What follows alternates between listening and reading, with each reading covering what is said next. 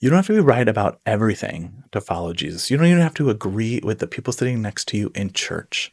That's not a failure. That's part of how faith works. The Bible is full of theological tensions, right? We have Proverbs that says, answer a fool, and then don't answer a fool. We have directives for what food is clean and unclean that change throughout the whole Bible. And even the Gospels have some variations in the resurrection timeline. So if the Bible can hold space for multiple perspectives, shouldn't our churches be able to also? The early church wrestled with circumcision, food laws, and Gentile inclusion. They argued, and the Spirit still moved. Acts 15 is a great example about how disagreement didn't destroy the church, it grew it. Unity in love mattered more than any doctrine. Have you ever looked into a church you're considering joining and you've been told, if you're a member here, these are the things that you must believe? When churches demand theological uniformity, they build walls. They make people afraid to ask questions and create this pressure to either stay silent or walk away. Now, of course, there are core beliefs that you need to hold true to. I'm talking about the things that are not going to make or break your faith.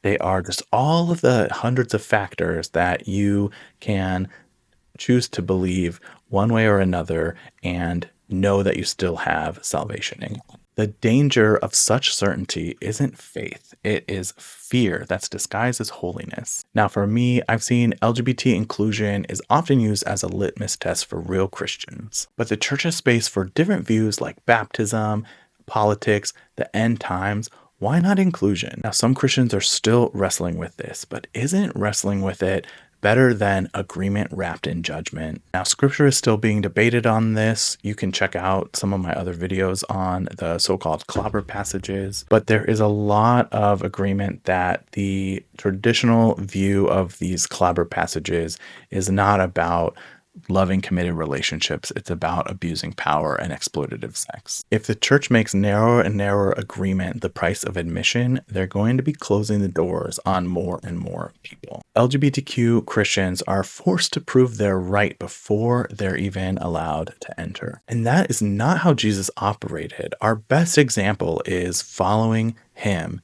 and seeing that he prioritized love over law. You don't have to prove your right to belong in the church, and you don't have to get all your beliefs straight before you're allowed to love or be loved. What if we stopped trying to win a debate and started listening to the Spirit? What if your church was brave enough to say, we don't all agree, but we're still here together? If this resonates with you, if you're tired of theological gatekeeping, hit subscribe, join me on this journey. I'm sharing lots of things I've learned along the way, and I'd appreciate you joining me. Thanks.